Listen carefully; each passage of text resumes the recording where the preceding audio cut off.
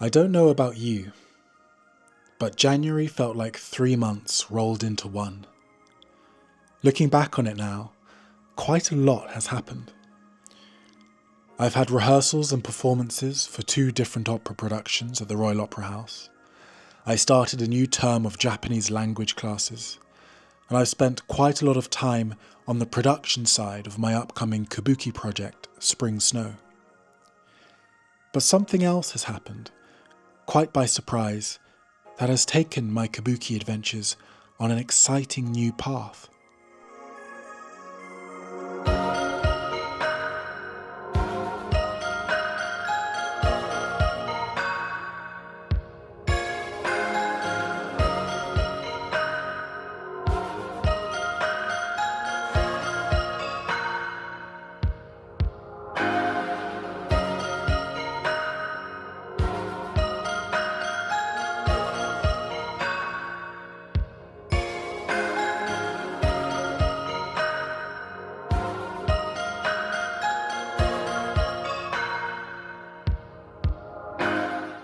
This year, I really want to try and make an effort to bring you with me on this journey of exploration and discovery.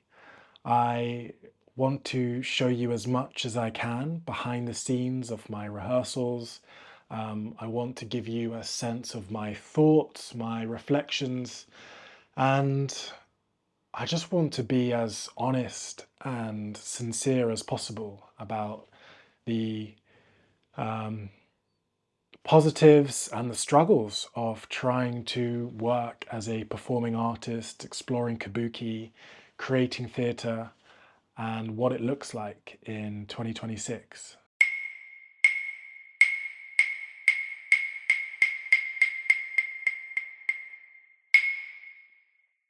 Today is Wednesday, the 7th of January, and quite an exciting day for me actually. One of the most challenging aspects of exploring kabuki in London is that it's not that easy to find people with the expertise and the skill I'm trying to acquire. Quite often I feel like I'm quite isolated, and as an actor, as a performer, I really feel like I want my connection to kabuki to be like active as opposed to theoretical. So whilst there's great books and videos and documentaries that I can look in and research, which I love, being able to have that hands-on in situ experience and learning about the movement, learning about the kind of quality is something that I really desperately crave. Today I have a chance to receive a one-to-one lesson with a Japanese dancer called Aigorō-san, and he'll be taking me through some Nihon Buyo movement lessons, and I'm really excited for that.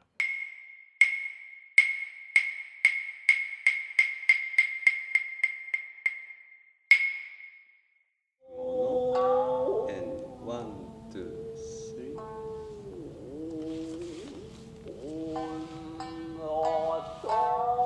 So left hand is like coiling. Yes, yes.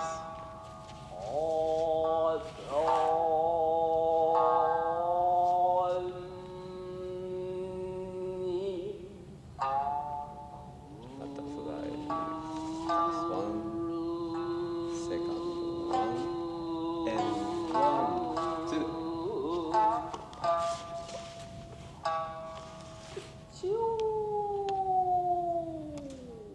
So here is some footage of me and my kabuki teacher Aigorō sensei at the Royal Opera House. You can see the set for Giselle, an upcoming Royal Ballet production, behind us. And he's taking me through a very specific piece of kabuki choreography for a dance drama called Yasuna. I asked if we could work on this particular piece of choreography because this piece is the inspiration for the Kabuki element in Spring Snow, this Kabuki production I'm working on in October later this year. And the story of Yasuna is a very beautiful and tragic one. It's essentially about a handsome young nobleman called Yasuna no Abe, and the performance features him walking along a spring landscape in complete solitude, and he's heartbroken. Yasuna is heartbroken because his beloved Sakaki has died, and he's completely struggling to come to terms with her loss.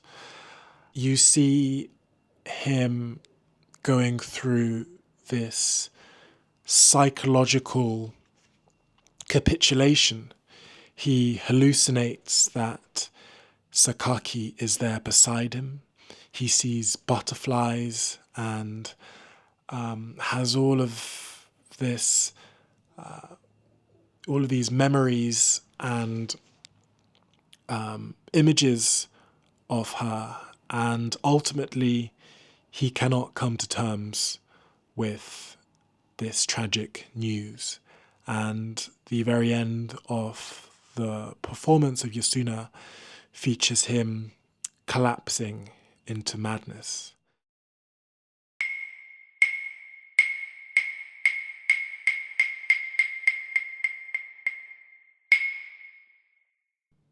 Something that I have to admit I am struggling with quite a lot in these lessons is having to appreciate that there will be a significant period where I'm not going to feel free and I'm not going to feel creative or expressive in what I'm doing.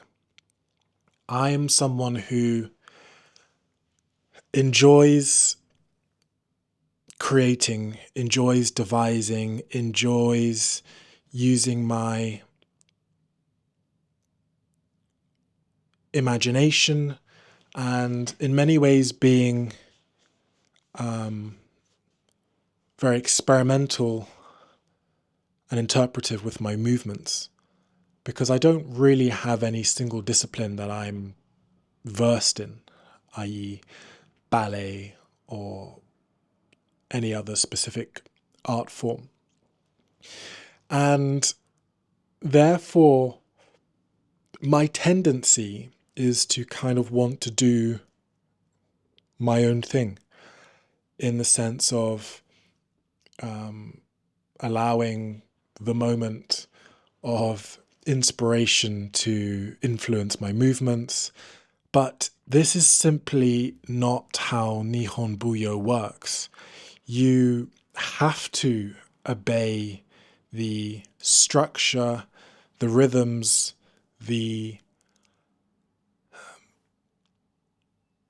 vocabulary of Nihon Buyo, and you can't simply deviate or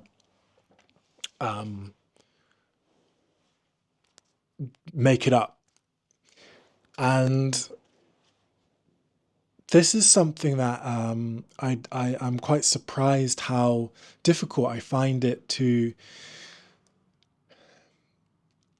kind of accept that I'm this newbie, accept that it's going to feel very uncomfortable and I'm not going to feel confident or comfortable in what I'm doing until I've really put in the hours and energy into learning these sort of fundamental basics.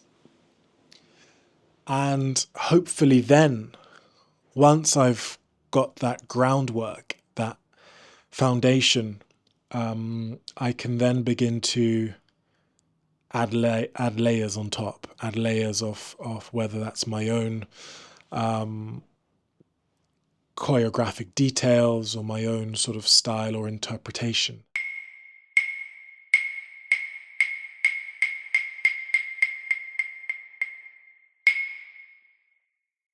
If you have any questions, any thoughts, anything that you particularly would like to see more of, like Suleiman, I want to see more of you dancing, I want to see more interviews or more kind of you haven't touched on this, then please just say, message me, I'm on Instagram, email me, just yeah, it'd be really interesting for me to hear your thoughts and what you'd like to see more of and hear more of. So thank you.